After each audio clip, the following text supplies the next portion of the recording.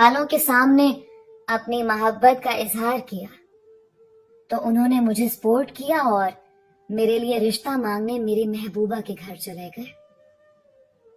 جب انہوں نے میری محبوبہ سے میرے متعلق پوچھا تو میری محبوبہ نے کسی قسم کے جذبات کا اظہار نہ کیا اور اپنی رضا کو والدین کی رضا کے سپرد کر دیا۔ اپنے مالی حالات کو دیکھتے ہوئے اور اپنے حسب نسب کے حساب سے مجھے یقین تھا کہ یہ رشتہ مجھے مل جائے گا، لیکن میری حیرت کی انتہا نہ رہی جب مجھے دینے سے انکار کر دیا گیا۔ میں نے والدین کے سامنے رونا دھونا شروع کر دیا تو میرے والدین میری ضد کے آگے ہار گئے اور انہوں نے میری محبوبہ کے گھر والوں کو ان کے قریبی رشتہ داروں کے ذریعے پریشرائز کرنا شروع کر دیا، یہاں تک کہ انہوں نے رشتے کے لیے ہاں کروا لی اور یوں میری محبوبہ رخصت ہو کر میرے گھر آ گئی۔ اپنی طرف سے اس کے والدین نے خوب تسلی کی کہ ان کی بیٹی کو آنے والے وقت میں کسی قسم کی کوئی پریشانی نہ ہو، اور تب اپنی محبوبہ کی محبت میں جو چیز بھی اس کے والدین کہتے گئے میں کرتا گیا۔ اس وقت مجھے اندازہ نہیں تھا کہ آنے والے وقت میں میرا یہ عمل میرے لیے کتنا بڑا پچھتاوا بن جائے گا۔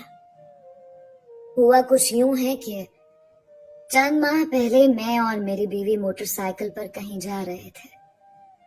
راستے میں ہمارا ایکسیڈنٹ ہوا اور ایکسیڈنٹ ہونے کی وجہ سے میری بیوی کا ایک بازو ضائع ہو گیا۔ جب وہ ایک بازو سے محروم ہو گئی تو نہ صرف اس کا حسن کم پڑ گیا بلکہ وہ گھریلو کام کاج کے قابل بھی نہ رہی۔ گھر میں کام کاج کے لیے ملازمین تو موجود تھے، لیکن بیوی کا صحت مند ہونا اس لیے بھی ضروری تھا کہ ہمارے خاندان میں مختلف پارٹیز کے موقع پر میاں اور بیوی ایک ساتھ جاتے ہیں اور دونوں کی ایک ساتھ تصاویر بھی وہاں بنوائی جاتی ہیں۔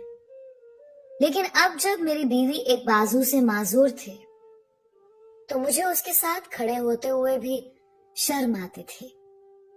اب میں اپنی بیوی کو چھوڑ کر دوسری شادی کرنا چاہتا تھا اور اس بیوی کے ہوتے ہوئے میرے ساتھ کوئی اور لڑکی شادی کرنے کے لیے راضی نہیں ہو رہی تھی۔ میں اپنی بیوی کو طلاق نہیں دے سکتا تھا کیونکہ طلاق کی صورت میں کثیر دولت میرے ہاتھ سے نکل جاتی۔ مجھے اور کوئی صورت نہ ہوئی تو میں نے اپنی بیوی کو اذیت دینا شروع کر دیا۔ اس وقت میری بیوی ہاتھ سے معذور ہو چکی تھی۔ اسے بھی پتا تھا کہ اگر میں یہاں سے نکالی گئی، دھتکاری گئی تو میرے پاس کوئی اور ٹھکانہ نہیں ہوگا۔ اس کی بھی خواہش تھی کہ کسی نہ کسی طرح اس کا گھر بنا رہے، اس لیے وہ میری اذیت سہتی رہی اور گھر چھوڑ کر نہ گئی۔ میں بھی بیوی کو طلاق نہیں دے سکتا تھا، اس لیے اذیت دیتا رہا تاکہ تنگ آ کر وہ خود ہی اپنی زندگی کا خاتمہ کر لے۔ لیکن میرے لاکھ اذیت دینے کے باوجود بھی میری بیوی نے خودکشی نہ کی تو مجبوراً مجھے اس کی جان لینا پڑی۔ میں نے اپنی طرف سے بیگم کی جان لینے کا جو محفوظ ترین راستہ چنا وہ کچھ یوں تھا کہ میں نے اپنی بیوی کو کچھ نشہ آور ادویات پلائیں۔ جب وہ ہوش حواس سے بیگانہ ہو گئی تو اس کے جسم کو مضبوطی کے ساتھ بستر پر باندھ دیا اور لوہے کی ایک زنجیر کو اس کے جسم اور بازو کے ساتھ لپیٹ کر الیکٹرک تار سے جوڑ دیا اور اسے بجلی سپلائی سے منسلک کر کے کرنٹ چالو کر دیا۔ یوں الیکٹرک کرنٹ لگا کر اس کی جان لے لی۔